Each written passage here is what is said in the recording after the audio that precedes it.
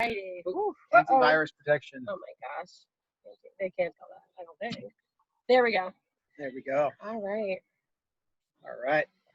So I think we're just waiting a minute to get the last couple of people on. We're trying the backyard again today because it was such a pretty day. I don't want to go inside. So we'll see how it goes. Neighbors are having a shrimp fry up and back, so if they start making a lot of noise, we may have to run inside.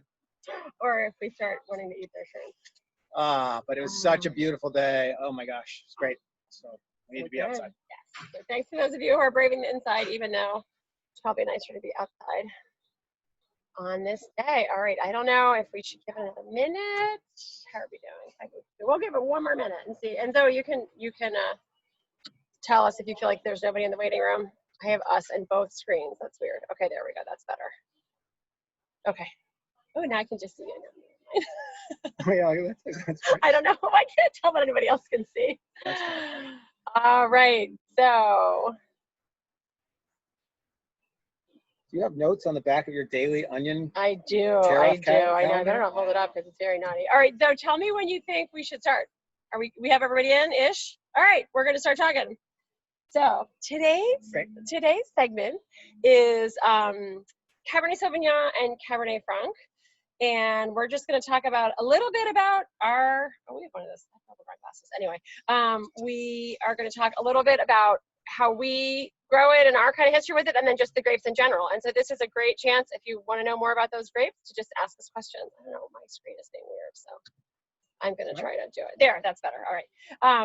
So Cabernet Franc and Cabernet Sauvignon are two of the kind of cornerstone Bordeaux variety grapes. So in Bordeaux, traditionally, the major grapes grown are Cabernet Sauvignon, Cabernet Franc, Merlot, Petit Verdot, and used to be Malbec. Now Malbec has more or less fallen out of favor in most places. So there's a little bit of Malbec grown still, but not that much in Bordeaux anymore. So each of them has a little bit of kind of like a traditional profile and where they fit into the kind of heft and depth and blending world. And Cabernet Sauvignon, in some ways, I would say, is considered like the grande dame of the blend. Like she is the most important grape. She's like a ship. But the HMS Cabernet Sauvignon, yeah. So when you think of a lot, I mean, and it depends on the region, even within Bordeaux and one bank and the other and all that. But within that world, like Cabernet Sauvignon is kind of considered in a lot of ways like I don't want to say the most important, but the cornerstone of a lot of blends. And it brings kind of elegance and finesse and structure. And our Lucien, I'm always quoting Lucien, our winemaker. He's very funny. And he says, Merlot. So Merlot is like the juiciness and fruitiness. And we'll talk about Merlot on another day. But he's, he says, we're going to be un-PC for a minute. But he says, Merlot, she is the grape you just want to spend the one night with. You want to have the lovely time. Cabernet Sauvignon, she is the grape that you will bring home to meet your mother. So like whatever that means in the grape world, like that's his explanation. And it's kind of true. Like in a blend, Merlot often brings like lushness and fruitiness and like immediate gratification.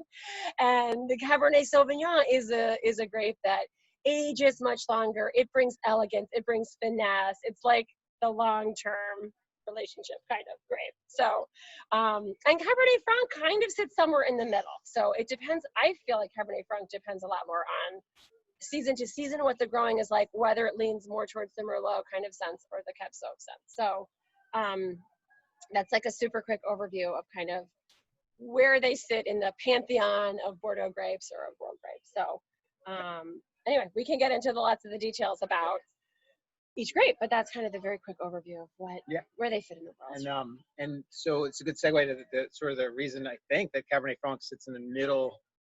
It's got some of the lushness of Merlot, and some of the structure of Cabernet Sauvignon, but not as much of either one.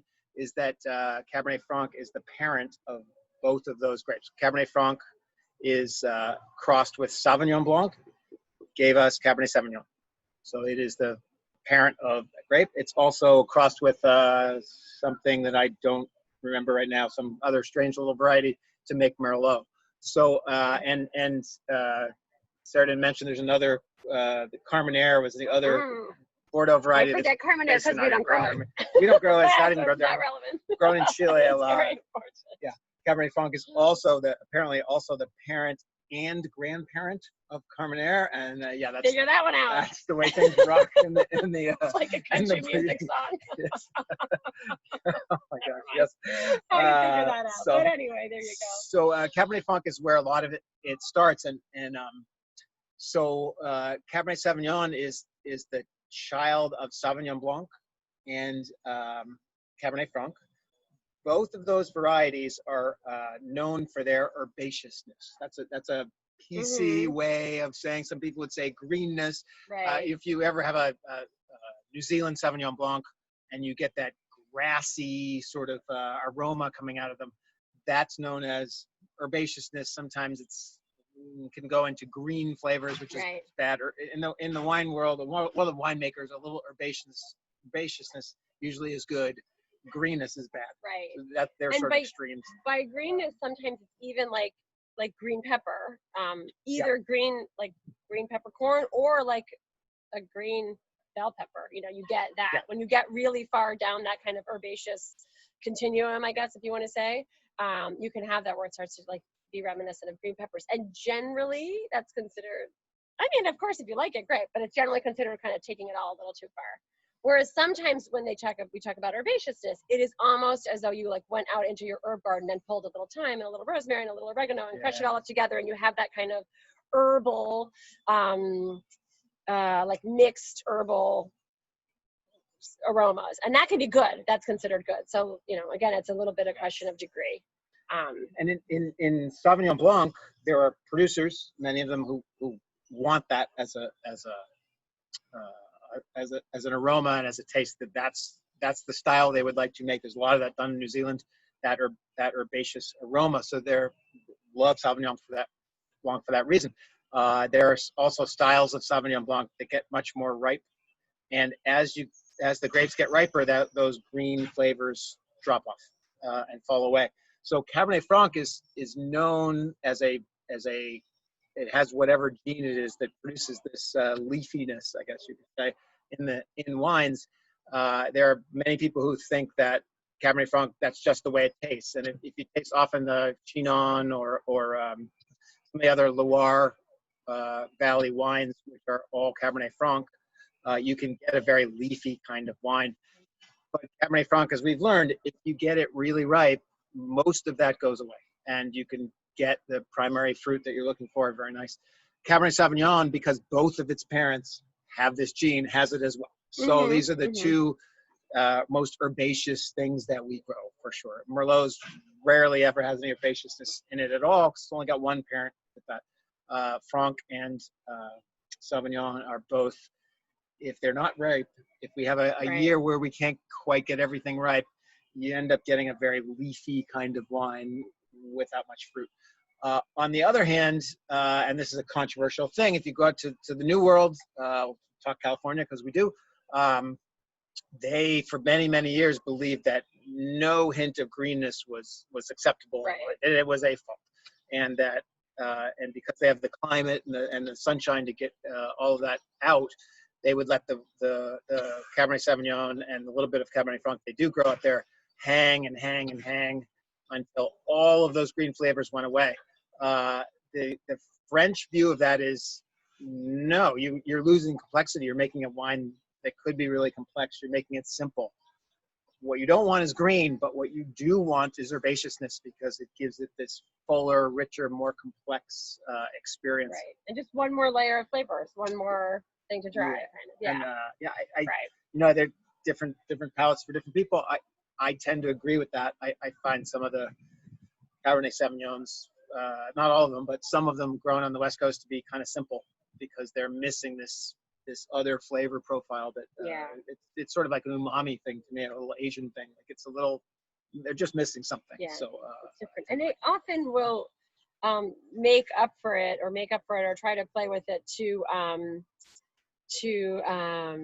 that family tree doesn't branch. Sorry, I get distracted by the comments. They'll put a lot of oak in, so that's like a way of saying like, oh, these wines are simple, so then we're going to add something to them, so they tend to be kind of like crazy oaky. So that is one of the reasons that you see a lot of West Coast New World wines with a big oak profile, especially because they've kind of ripened out all the greenness, and then they want to replace it with something else. So I've been remiss because we have this. We haven't What even we're tasted yet. drinking. Here's what we're going to be drinking So we were today. inspired yesterday. The Mirrors came out with a couple of old. So it's a. See, I have to cover the thing. It's a 2013 Crumbling Rock. So I was at the farm yesterday, and I I try to work, but then I end up sitting with people and drinking their wine, which is kind of a lovely, thing to do. I know. So I came home and I was like, hi, I had a 13. It was so good. And Ed said, oh, we have one hiding in the cellar, which I didn't know about. So he didn't get to taste it yesterday, but yeah, I did. So I was like, I think we should. It's worth it. So he decided to open one to get into it. So thank you guys. That's great. Thanks for the inspiration. All right. So the other reason we opened the 13 is it's the first Crumbling Rock that we made that is a majority Cabernet Sauvignon. So it's 54% Cabernet Sauvignon, 20 some odd percent Cabernet Franc, and the rest PV and Merlot. So it is our earliest expression of what full Cabernet Sauvignon, at least for our customers. We've always been tasting it out of barrels, but where we went with a wine that was a majority CS, and it remains one of the best wines we've made. It's really one of our favorites. It's really nice. So as Sarah said, it's Cabernet Sauvignon for us. So back to the California thing for a minute.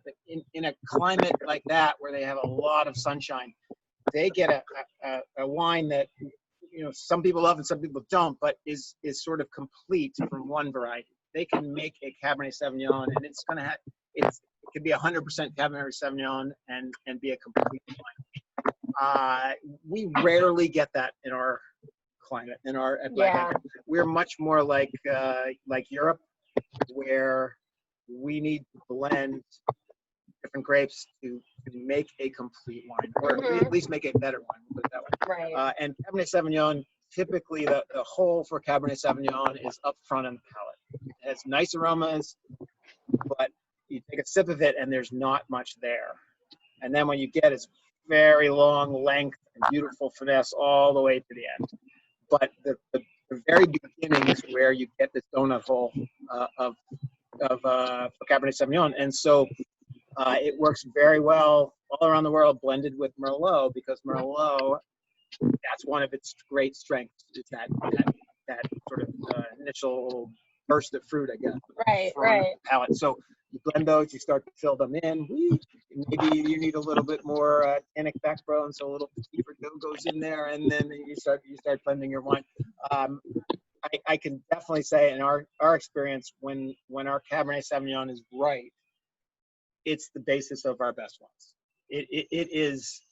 I think I agree. It's got finesse and elegance and length that the other varieties we grow just don't quite have. Well, let's leave Syrah on its own, because sometimes Syrah can do. Syrah does a whole different world. And Pinot is a whole different world. Those are just they're different regions of France. It could be Mars. They're so different. Yeah. So yeah, and and by the way, I forgot you said Pinot. I just read today that Cabernet Sauvignon is the child of Cabernet Franc and Sauvignon Blanc. Sauvignon Blanc is the grandchild of Pinot Noir. So it all comes from Pinot Noir. All related. Anyway, that's crazy. That's very crazy because they're so different. But anyway, what can you do? So it's fine. There's thousands and thousands and thousands of grapevines in the world, and we're growing all these ones that are all from the same little tiny family tree, but they are different. I mean, you just see how different they are, right? So for us, so getting them right. So Cabernet Franc, or actually, let's go back to last week. We talked a lot about soils, and I get very crazy about soils. Let's talk about soil again. I had so much fun last week. I loved it. So soils. Cabernet Sauvignon, as Zoe's email said, I think about tonight, Cabernet Sauvignon is the diva of the vintage. It's not the diva in the sense of Pinot Noir. Pinot Noir is a diva in a different way. Oh, yeah, here's our diva. Pinot Noir is very difficult to grow, and it's very fragile. Yeah. But if you can get it growing, fruit is very fragile. Like when it starts to get ripe, it falls apart very easily. Yeah. But if you can get it to ripeness, excellent. It ripens early, no problem. Cabernet Sauvignon is pretty hardy in the vineyard. It survives forever. It just doesn't ripen. It just takes forever. Very late, yeah. And the best of years, it's always the last thing picked. It just ripens really late, and in some years it doesn't ripen at all. And more importantly, meaning it doesn't ripen completely. Well, completely, yes. It's a little bit better, a little bit better, a little bit better. But sometimes you just it has a long and late just growing window. So we grow these 13 varieties, and some start earlier in the spring, and so it's just kind of like the flowers in your garden or something. Some like get going earlier than others. And Cabernet Sauvignon buds out late, it blooms late, it sets its fruit late. Like its whole season is just staggered a little bit. So if we have a wet fall or it just gets cold early and we are pushing against the edge in terms of the growing season, it doesn't have time to get ripe. If it frosts or just gets too cold before the Cab Sauv is ready, it never gets done. It just never quite finishes. Yeah. You pick it and it makes an okay one, but not a good one. Yeah. And so as a risk management strategy, it's nice to grow Merlot, ripens much earlier, Cabernet Franc somewhere in the middle, Cabernet Sauvignon at the end. If you have one of those years you don't get quite ripe, well, at least you have the Merlot and the Cab Franc that probably did get ripe. The other thing about Cabernet Sauvignon is that it's not only a diva about the length of the season and how much heat accumulation and sunshine and all that it gets. It's first and foremost a diva about soil. It is the least adaptable of our things we grow. I think that's very true. All the things I talked about last week with these stony, rocky soils with no water holding capacity and low nitrogen content. Cabernet Sauvignon needs all of those things in order to get ripe. And you sort of see it in Bordeaux, where on the left bank, as they call it, the western end of Bordeaux, Cabernet Sauvignon is king. And there's tons of it grown. It's the basis of all of those really famous wines from there. On the right bank, the other side of the river, the soils change. And there, Cabernet Sauvignon ends up being maybe 10% of the plantings, and it's never as good. It doesn't usually go into the high-end stuff. That's mostly Cabernet Franc and Merlot. And interestingly, it's warmer on the right bank. So where they can't grow Cabernet Sauvignon is where it's warm. Where it's cooler is where they can grow it. And the difference is they have, on the left bank, where they can do it really well, they have these soils which have very little water holding capacity, very little water availability, very little nutrient availability. And so in a place like in the New World, where a lot of the vineyards are in sort of arid, kind of deserty kind of places, they can do that by just not irrigating. And you can create that stress and they can grow Cabernet Sauvignon. So they're much less soil conscious than the Old World. We actually have even more rain than Bordeaux does. So we have to be believe we have to be even more soil conscious here. And so we're trying to be very careful about where we plant the Cab Sauv, not because of heat, any reasons, but because of the soil that it needs. So. Yeah, it's funny because I feel like sort of historically when we think of American Cabernet Sauvignon, we often think about sort of Napa Valley and just like these hot climates. And I think a lot of the assumption is Cabernet Sauvignon wants a desert to grow in. And that is kind of what we've been trained to believe as Americans drinking it for the last, we'll say the 30 years before the last 5 years. Like for a long time, when Cabernet Sauvignon was grown in the US, it was grown in these hot desert climates. And the thinking was it needs the desert to grow it. And I guess what I think we've seen is, it needs some kind of stress. It needs some kind of limit, maybe more so than some other vines. It needs to be, a little bit nervous, like we talk about. And so you can create that in a number of different ways. And so one of them is to grow it in the desert where you just control its water artificially. Another is to create these soil conditions where that water is controlled and the nutrient availability is controlled. And so where we are, I think that matters a lot more. In France, they feel like, they say when you're trying to decide what to grow or what the different impacts are, there's kind of a conventional wisdom or usual phrase or something, which is heat and dryness, like that heat will create varietal character in your wine. You'll taste the wine and it'll help the wine express what that variety can taste like on its own.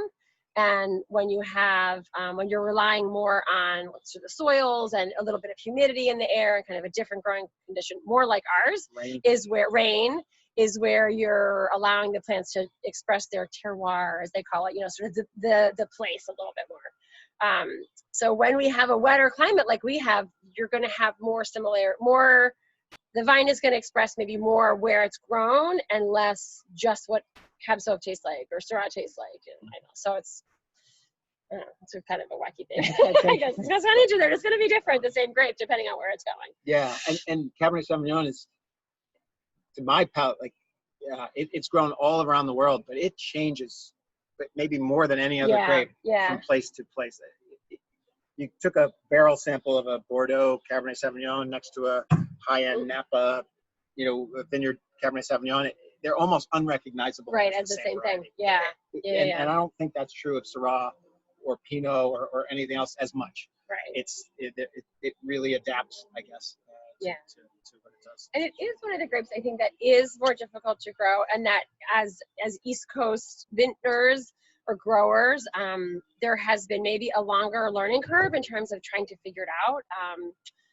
We'll do a whole talk on rootstocks and roots and what that all means, maybe, if people are interested. But one of the things that we have seen is a lot of the kind of research and knowledge of early days in how to grow and what to use in the U.S. was developed out of growing in California. So a lot of early attempts on the East Coast to grow Cabernet Sauvignon, they put it on roots that were much more eager to pick up water. So they kind of, we had basically roots and clones, types of the variety that were designed to do well in this very hot, very dry climate. When we brought them to our cooler, rainier, more humid climate, they didn't have what they needed to get right. So, it's been a little bit of a, just like a learning process to figure out this variety, because some varieties can kind of take that more than others.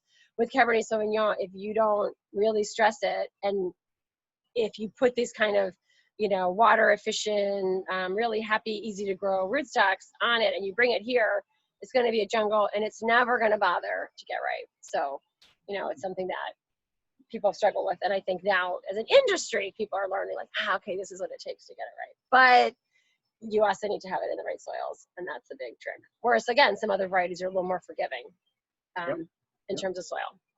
So it's interesting, Sarah talked about that. Been to quite a few of the regional viticulture meetings over the last couple of years in Virginia and Maryland and Pennsylvania, all around, talking about what the trends are and what people are doing. And it's sort of sad to say, but many vineyards in the Mid-Atlantic are pulling out their Cabernet Sauvignon. They're just deciding they can't get it right. It isn't getting right. It's not worth it. We're gonna go to Cabernet Franc. And Cabernet Franc's wonderful. We didn't talk much about it. We'll get back there. We're halfway through. Better start talking about Cabernet. Yeah, exactly. But to us, we believe that's a point of Cabernet Sauvignon being this diva that needs the right soil. And if you don't have the right soil, don't grow it. But find the right soil, and it's fabulous. So we're going the opposite direction. We are planting a lot more Cabernet Sauvignon. We have at Black Ankle. We will at the future at Reinhardt, and maybe try some experiments at Live Edge as well, because we know when we get it right, it's really, really good. It adds a lot. A lot. When it's good, it adds a lot. Yeah, it's really true. Well, and I think also people have planted it on roots that want to ripen really late. Yeah, I'll have a little more. Yeah, I mean, I didn't really realize this. I was doing some research this week about this talk, but Cabernet Sauvignon, they think as a variety was spontaneous cross. It wasn't done on purpose. It was There were Sauvignon Blanc and Cab Franc at some vineyards and crossed, and they kept the vine, and that happened sometime around the right around the American Revolution, maybe around the year 1800 or so.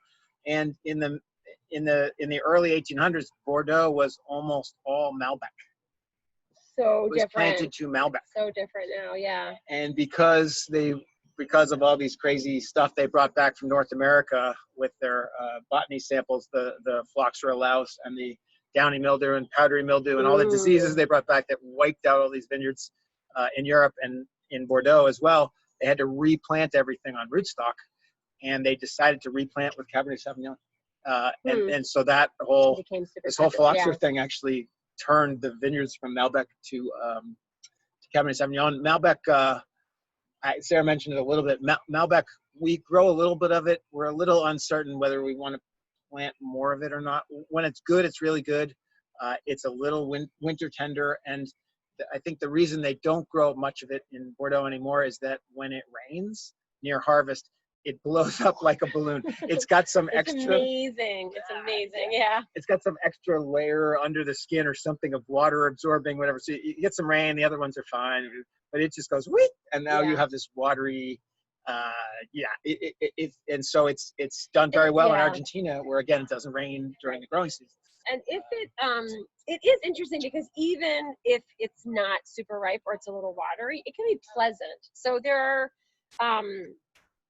are grapes that until they're ripe really just taste terrible if you pick them, And then Malbec, I feel like it's pleasant but kind of simple on early days. And to me, it is so distinctive, and it smells and tastes like a cherry Jolly Rancher. And it is so, and I don't find that unpleasant. I mean, it's kind of I like Jolly Ranchers, but it's very simple.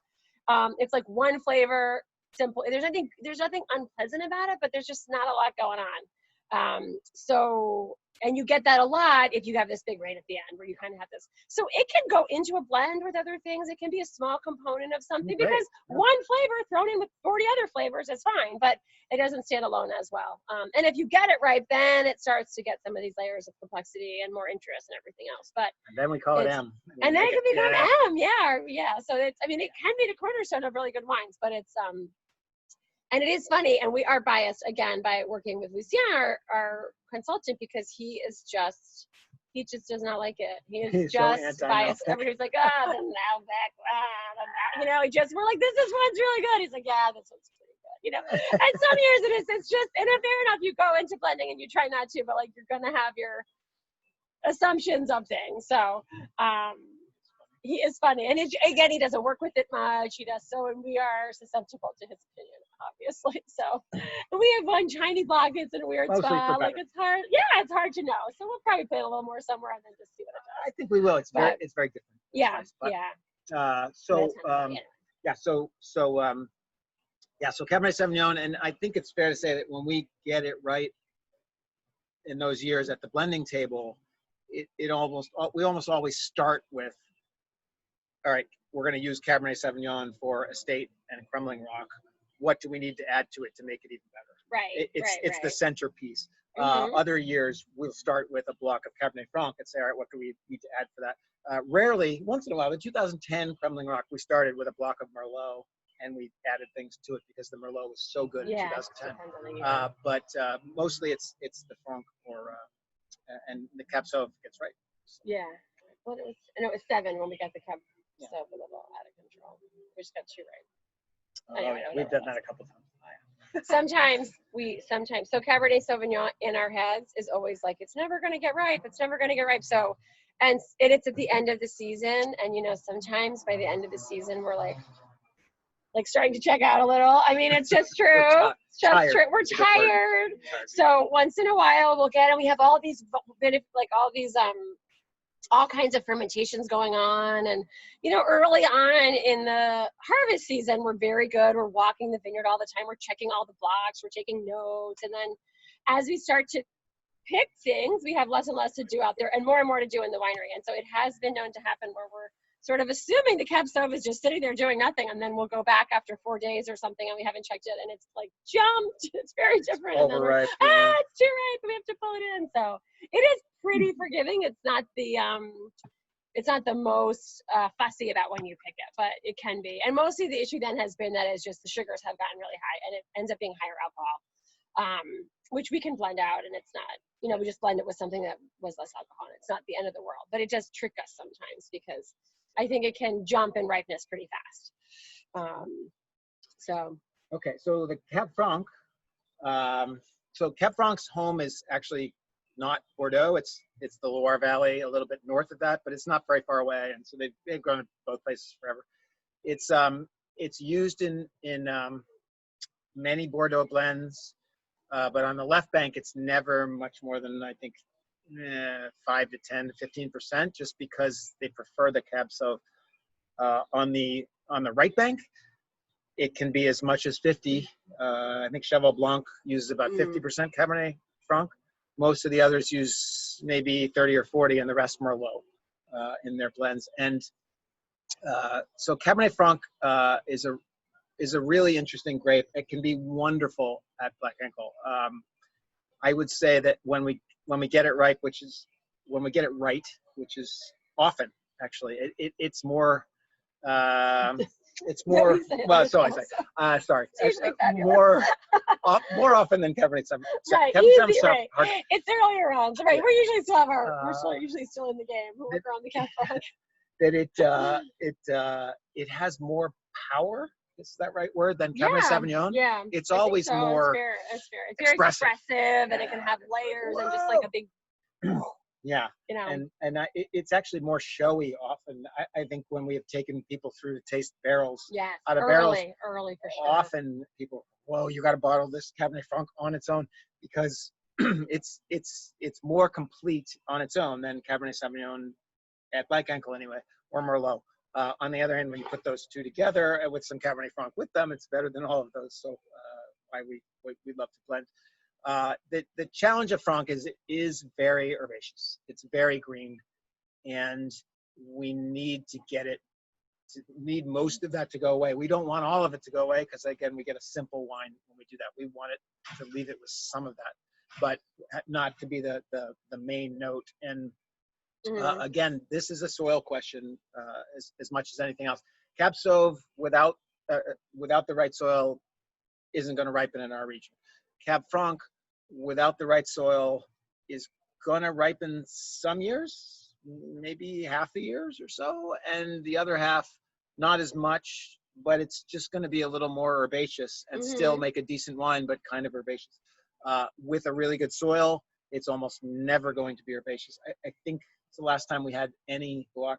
I think 2014. Earlier, we had some. Yeah, I feel like Cabernet Franc. The one tricky thing in growing it that I've learned is that sometimes, I think sometimes that herbaceousness goes out of the grapes that I can perceive in the vineyard sooner than it will go out of the wine, and that is, I think, something that we've had to learn. So, so much. Well, people ask us all the time, how do you decide when you're going to pick? Do you measure this? What pH are you looking for? What kind of bricks are you looking for? And we're like, we just go taste it. We just go taste it. And we really just go taste it. And we are terrible. We don't keep notes about what the bricks, I mean, we can't, once we pick them, we do, but we have picked bricks is a percentage of sugar. It's all it's measuring is a percentage of sugar. And we have made wine where we picked it at 16% sugar and at 30% sugar. I don't really recommend either of those bookends. They each had reasons that they made life complicated, but we have picked fruit at I'll say 20 to 26 and love the result, which is a huge range, really. So trying to measure the sugar doesn't really help. Like measuring the acids, it would be lovely if you could go do the chemistry test and say, this is right, but it just doesn't quite work out that way. So we really do it all by taste. And I think that for whatever reason, Cabernet Franc is the trickiest in that it will start, when you're tasting it in the vineyard, you'll lose all that kind of excessively green flavors. And sometimes you can still get them in the winery. So I think we've learned more recently that you have to kind of, we have to give it a little more time than we think, and that is it's just practice, and that those of you who have been on my tours, I tell you in the beginning when we were talking to our consultant and he would say, we'll have to do this just before X happens. You know, take it off the skins, take the wine off the skins just before it starts to taste, just before it starts to get bitter. I'm like, well, if I knew what was going to happen tomorrow, I'd be playing the lottery, you know, like, I don't know. So you do, but you do, when you practice enough, begin to say, this is the first step, this is the second. And I think with Cab Franc, it has been the one that is the trickiest, at least to me, that's the trickiest that we have to watch the most. But again, if you know that, you just want to give it a little extra time. Yeah.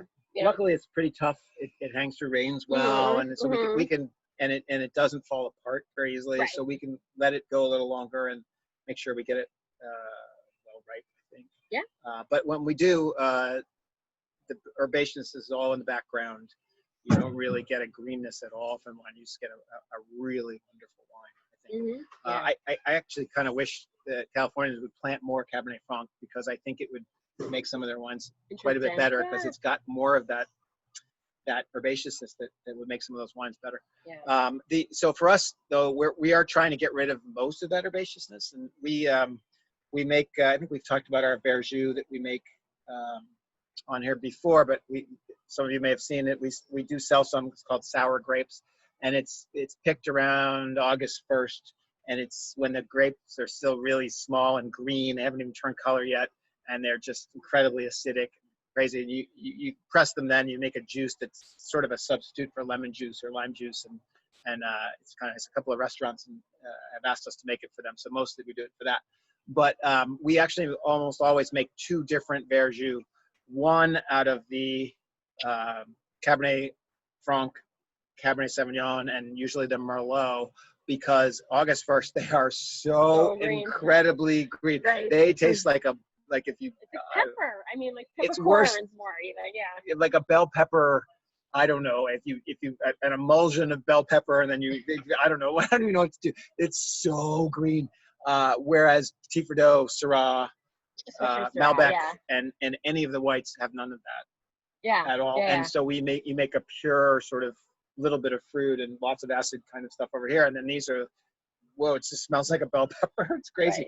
Right. And so those pyrazines is methoxypyrazines is the chemistry, I guess, name for them, and they accumulate throughout the year, and then at the end they start to go away. And the riper the vines get, the grapes get better. They accumulate very early in the year. The more sun that gets on the clusters, on the fruit, the faster they go away. So you'll have seen us on the reds and on the whites sometimes too, pulling all of the leaves right in the fruit zone on the east side. So when you're driving in, you're driving sort of from the east down the driveway toward the tasting room.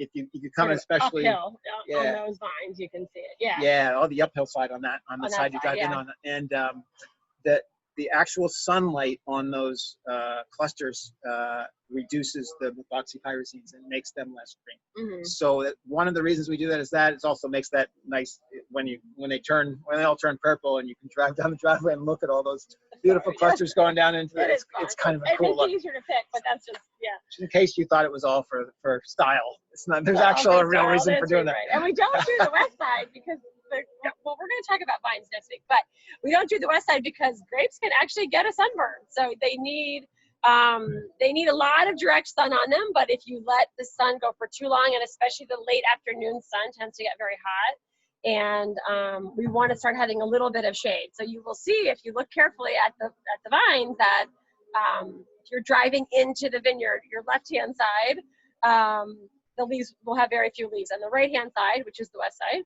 you'll see like just a little canopy where we kind of leave a little bit of shade on there. And it's just because the heat at the end of the day can just be too much, and you can start to get burnt. And if you burn the skins, they can get more fragile, so they're a little more susceptible to rots and things, and they can actually start to make it harder to get the fruit ripe and make it you start to get some kind of less appealing flavors.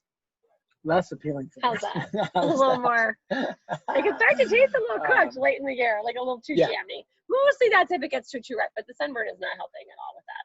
No, sunburn's not a good thing. Really good, and we pull the east side because the morning and the sun's hotter in the afternoon. Is more gentle. It's just funny. So, but it that's another I guess, benefit of these soils that don't give you much nutrient and much water is the canopies are more open. So one of the things we look for is if we walk down one of our rows, we want to be able to see through to the next row, The canopy, and hopefully a little bit to the next row. Now, the canopy is like the whole collection of leaves and everything. It's not always obvious. Yes, you're right. Called. I don't. Maybe that's obvious, but so when we talk about the canopy, we mean like the leaves. The panel of leaves and all of that. It's just called the grape canopy. Anyway, sorry, because they're not over your head, which is why it is called that, because they used to be. But I mean, in old growing styles, they were more often likely to be up. Oh yeah. But now they're always, almost always vertical. Not always, but almost always. And so we want to be able to see from one to the next, and that also means you get dappled sunlight on the grapes. If you have too many leaves, everything's crowded, no sunlight ever gets in, and then you get not only disease pressures, but you get this problem of the grapes are too green at harvest, and you're fighting that kind of green taste, which again we like a little bit of and not much. Not too much, right? So the other thing we've learned with Cab Franc the hard way is that it is the most sensitive to yield, I think, of any of our vines. We didn't know this, but we usually aim for 2.5 to 3 tons an acre on our reds. There was one year, I don't remember what it was, where we got our you never really know because you can't really go out and weigh it. So you're trying to look at it and say, well, that's a decent crop or that's not. We need to cut some off here. And we do go through around August 1st when we're making verjus, we're cutting off those bunches to so that the vine puts all of its effort into what's left and concentrates there. And some years we just look at it and we get it wrong. It's one of the hardest things for we love. The vine is fighting us. I mean, to be fair to us, the vine is fighting us because what it wants and what we want are not the same. So it will, and we're going to talk vines next week, but throughout the year, the vine is trying to make a whole bunch of reasonably ripe grapes. Like that's its goal. And we want a few really interesting grapes. So there's a lot of monkeying, playing, whatever it is. No, that sounds so mean. That's what it is. It's a lot of gentle handling to make the vine do what we want it to do. So, so it is sometimes really hard to guess exactly what the crop is going to be. Yeah. And so we got it wrong. We got, I think, on one block we had, I think, 4.2 tons an acre, slightly over 4. And even though we had a beautiful year, they hung a long time, there was sun, there was heat, there was everything we needed, the wines were green. Yeah. The wines had greenness in it, more greenness than we would like. Right. And so we learned the hard way with Cabernet Franc. With Cabernet Sauvignon, even though a lot of people do have that problem, we don't seem to have as much of a greenness problem with that. Like, even if the yields get a little higher, as long as it's a good year, they'll be pretty good. They won't be as good as if we got it right, but they'll be fine. Right. The Cab Franc seems to be unforgiving on this one. Yeah. And again, it might be that if we let it hang longer, it would have been better, but it's just a trick. It's a trick to get that met. So there's a question about, in Virginia, there's a lot of heavy Cabernet Francs. Do we think they're too green? Depends. No, I mean, I think there is some yes. Some yes. There's a it's funny within the industry, and there is this real drive to say we want a defining grape for our region, and I think it is because California or Napa have done so well with Cabernet Sauvignon. People think of Napa Cab and they just can like charge anything for it. It's become famous. It's become synonymous with the region, and I think like Washington State Pinot Noir has kind of had the same, or Oregon maybe, like Oregon Pinot Noir, like it's been so great for Oregon that Pinot Noir has become their signature grape. So there's a push to say, what can the signature grape of Virginia and Maryland is? Maryland, Virginia, and Pennsylvania are kind of one place when you start thinking of the size of those other growing states in people's mind. And there's a push to make that Cabernet Franc. And I think because of some of the reasons that we've talked about, in that it is relatively forgiving in terms of soil, you are more likely to be able to get it ripe. It can take a wider variety of seasons than some other varieties. So I think there's a push to make things and label them Cabernet Franc because people want to have like the champion that grape. And sometimes it's fine, and sometimes I think we would have been better to blend it more, you know. And there's a lot of people love the idea of a variety on the label, and I understand that because then people know what's in the bottle. You know, we put the blend on the back, but not everybody, you know, people want to tell a story, or they want to tell you what to eat it with, or other things on the back, and so sometimes it's hard to know how to present the blend. So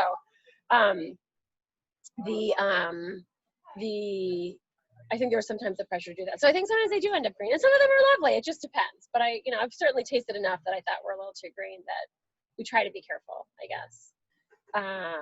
Then some areas of fineness in today.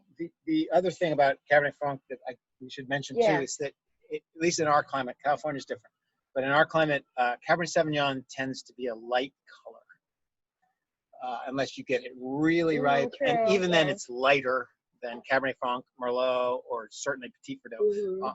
If you did the scale of darkness, Petit Verdot is black as night. Merlot has wonderful color. Cabernet Franc usually has pretty good color. Cab Sauv only has really good red wine color when it gets really nicely ripe. So that means if you don't get it quite ripe, the Cab Sauv kind of looks a little sickly. Maybe that's the wrong word. It looks a little pale. And there's a saying in the industry that color sells. And people, when you see a wine and you think it's dark, your mind thinks it's going to be good. Your mind tells you it has more complexity and more interest. It is funny. It is funny. And fair, everybody's mind does that, but it's just So a lot of places are saying let's grow a lot of Cabernet Franc and Petit Verdot in particular, because despite whatever it's not quite, but it's pretty close. You should, maybe somebody should be growing Alicante Bouchette or something. There are a few grapes called Sarasa Tonte. Which I think Petit Verdot is. No, I think officially a Tonte is a grape that not only the skin's red, but the pulp is red. There are some. Alicante Bouchette is the famous one. Bouchet is the famous one. It not only is the skin's really dark, but the pulp is actually dark, so you get incredible dark wine. They just give a lot of tinta means like colorer, just tinter. I mean, it's French, but so some varieties are going to give a lot more color. It just can be nice. We think for soil reasons that we've talked about forever last week and again today, I shouldn't say never. I'm going to say never anyway. We never have problems with color. We just don't. Our Cabernet Sauvignon is nice color. Franc is beautiful. We just don't have. We don't need. I think you're right. It's the soil. We don't need to add Petit Verdot to get better color. Everything has beautiful color in it. So we don't. We again, we're lucky with our site that we don't have a lot of these restrictions. Oh yeah. It's us. It's all us. Yeah. It has nothing to do with me. So on that, I'm going to answer the question about why don't we do a blend, and then I'll go back to missing vines. So why don't we do a blend? I mean, why don't we do why don't we bottle a varietal Cabernet Franc or a varietal Cabernet Sauvignon? And it's not that we would never consider it. We just, when we do blending, we just try to put together what we think tastes the best. And always when we do that, we'll sit down and we'll say, wow, this Cabernet Sauvignon it's beautiful, it's elegant, it's lush, it's long, it's great. And then we'll add a little Merlot or a little Cabernet Franc, and we'll say, wow, this is better, and it's just that. It's just that in our experience, the blends are better. And the blends help us do, they also help us balance when years are very different. So Ed just touched on the fact, or we touched on the fact earlier, that different varieties bloom at different times. So they start the growing process at different times, and they ripen at different times. So with a climate like ours, where sometimes the spring is hot and cold, and sometimes the fall is wet and then dry and then wet, we're going to have from one year to the next a very different varieties will really show well at different times. So when we blend, we are able to across different years kind of balance out some of those differences. Whereas if we tried to make a Cabernet Sauvignon every year, some years it would be great, some years it would be not so good because of what the season did for us. So, and there are times, if you look very carefully, when the back of the bottle has a blend on it that's enough of one grape, we could have labeled it as a varietal, but we're used to our names, so we stick with our names. I'll add one other reason is let me use 2012 and this 2013 as examples. Mm. We would like you all and our customers to know what they're getting when they buy a bottle of Blanc Echo wine. It should always be good, and they should always be happy with it. In 2012, we had a beautiful sort of, but kind of average heat, average sun, average rain kind of growing season, and we made wines that had great finesse and elegance, but not great, little less concentration than some other years, and not great power to them. Very old worldly kind of wines. I love the 2012 wines. The Crumbling Rock and the Rolling Hills are just fabulous. 12, my kind of wines. This 13, now in 13, we had a sort of normal year until about August 1st, and then it did not rain until I think October 15th, and I think we picked the last grape October 12th. And so these wines, this has just got fruit and power. It's a fabulous wine also, but it's extremely different than the 12th. And if we had made a Cabernet Franc 12 and people had bought it and said, wow, this is really elegant, this is really nice, and then they bought the 13, it would be a completely different wine. Right. And because we have blending as an option, we can blend the differences between Crème Mark 12 and 13 are much less because we could blend than they would be if we made varietals of all those wines. So for us, consistency, it's not that either one of those Cab Francs or Cab Sauves would have been bad. They would have both been good, but they would have been really different. And so we would like to not surprise you in that way. Right, by doing right. That. So I'm going to go back to the missing vines. It's never on purpose, the missing vines. I just, when you come in, let's see, the most, I think if you're talking right, I think the question was like right from being at the tasting room. So the worst block that we have right now is the one right by the tasting room. All the worst blocks. All the worst blocks.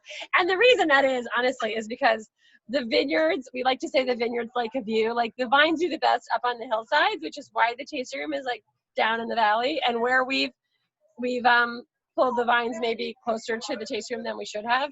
We're at the edge of what is going to be a reasonable growing place for the vines. So, for winter, yeah. And the issue is that those low spots get cold in the winter, and so where we have missing vines is where we've tried to plant vines and then had a very cold winter and they didn't establish well, but not everything died. So then we have some holes, and we've gone back and replanted those. And in fact, I think they have baby vines in them right now. We did replant all those, right? They just finished doing that. We just replanted 6,000 Cabernet 6,000, right? And a lot of those right there. So if you looked really carefully, you would see little. They're like this big. They're like this far above the soil, so you probably couldn't see them. But they should come back, assuming this growing season is good, and then next winter is not too cold. That should all fill in, but we have struggled with that spot, and I think we probably pushed our luck on coming down the hill in terms of winter growing, basically. Yeah, we have some really, really good soils, just too low, and Sarah said, just get a little cold. It's kind of a simple little thing, but the cold air is heavier than warm air, so and we're gonna get those really cold nights in the winter, and there's not a cloud in the sky, and there's no wind. And so all the cold air just runs right down the hills and settles at the bottom. And it's 5 to 6 degrees colder at the tasting room than it is up on top of the hill. It's that big a difference, and that can make all the difference in the world for the vines. So yeah, we lose more vines down low.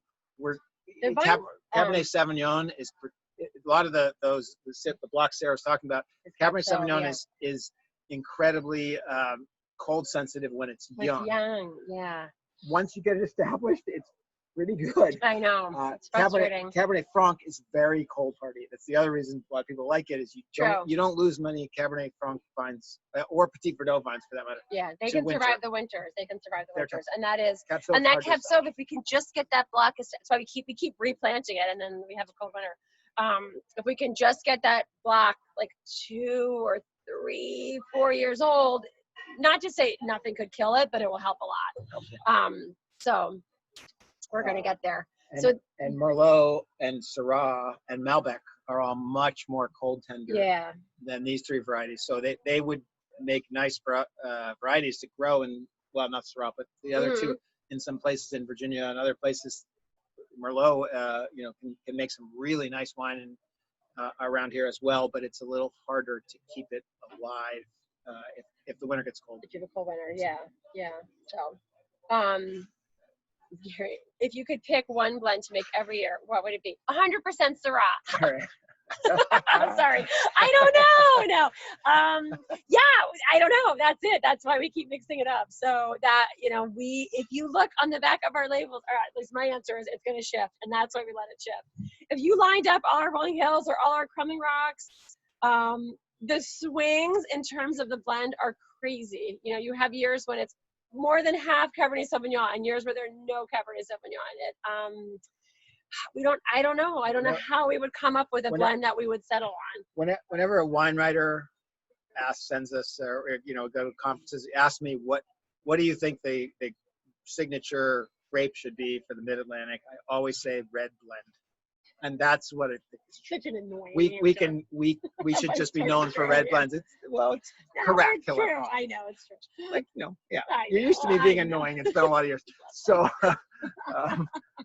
so there's one last question about clones of Cabernet Sauvignon and Cabernet Franc. Yes. And yes, we grow a gazillion of them. We do. I think we have about 5 clones of each. Maybe 6 or 6. I think we have more than that of Cab Sauv. Cab Sauv more. Oh, now Cab Sauv, we have all the new stuff. It's crazy.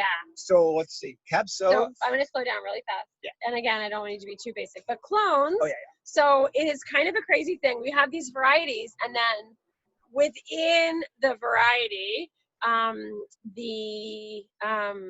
there are kinds of Cabernet Sauvignon or kinds of Cabernet Franc, and we call them clones.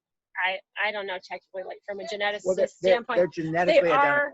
They are all cut from the same plant. So when you want to propagate grapevine, if you want to decide what kind of vine it is, you don't take the seeds out of the grape. You actually cut a piece of the wood, and we have to graft them because of graft. That's another conversation. You guys, we'll talk about grafting. But you could take maybe next week. You can take the vine and just stick it in the soil, and it will shoot roots. If you cut a piece of grapevine and stick it in the ground, the bottom will grow roots and the top will grow leaves. It's crazy. And if you flip it over, it'll start doing the opposite. It's brilliant. You don't even have to get in the right direction. So when we say, a clone of Cabernet Sauvignon, ultimately all of those vines were taken from some vine way back when. And that was selected because somebody's Cabernet Sauvignon, they liked something characteristic of it, and they just started propagating it. So you could talk about the different clones, but I like to do the fundamentals. Yeah. That's me. So they're genetically exactly the same. So if you had a DNA test, can't tell these clones apart. However, for reasons I don't understand, I'm not a geneticist, but this one has smaller grapes and bigger clusters. That one is a little more vigorous and sets more fruit. This one is, and they're visually, you can't tell the difference in the leaves, but you can certainly tell that one makes a different wine than the other one, and one grows differently than the other one. They're genetically the same. So I guess it's nature over, I don't know, it's something else, not even nature or nurture. Something else is going on there. Yeah. So we have, I think we have 6 or 7 clones now of Cabernet Sauvignon, Planète Black Ankle. We don't find much difference in Cabernet Sauvignon clones. For those of you who are interested in that, we find they're all pretty similar. Cabernet Franc, I think we have 4 planted, and very different. Not as different as Syrah, which is the biggest difference of clones of all these by far. But the Cabernet Franc, there's one in particular clone that is not very good. There are others that the 214 makes a big, powerful wine, which is great. The 312, we don't really like very much. The 337 makes it more, more elegant, interesting. So we can go on and on about these. They all end up getting blended together. We have to wrap it up. All right.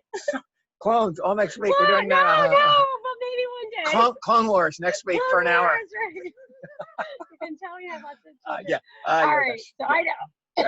Sorry, I'm worried that we're going over time. So I'm always the logistics person. So next, excuse me, sorry. Don't worry, I'm just choking. So we are a couple of just housekeeping things. So I think we're going to switch, or our plan is to move the happy hours now that the world is reopening and people are more busy on Sunday afternoons, including lots of people who said, well, I was at the vineyard, so I missed happy hour. So great, be at the vineyard and miss happy hour. I think we're going to try them Thursday evenings. And our thought was 5 o'clock or 5:30. If you have a preference, let us know. Otherwise, I think we'll maybe just do 5 o'clock. Yeah, and if we get a lot of thoughts at one time or another, we'll send an email out soon to pick a time, but we're going to shift to try Thursdays on the thought that if people are working at home and they can still be kind of done around 5, we could do a happy hour then, but if you are out on the weekends, you won't miss them anyway. So, and 5:30, I see a vote for 5:30, 5:30, unless I'll vote for 5 o'clock. All right, people, keep voting, so we'll see. So it sounds like we'll try to do a little bit later. 5:15. 5:15. And I think we may taper off as people have other things to do, but we're happy to come and keep doing it. Was that it? So next week is Thursday, and we're going to try an experiment next week. Be ready.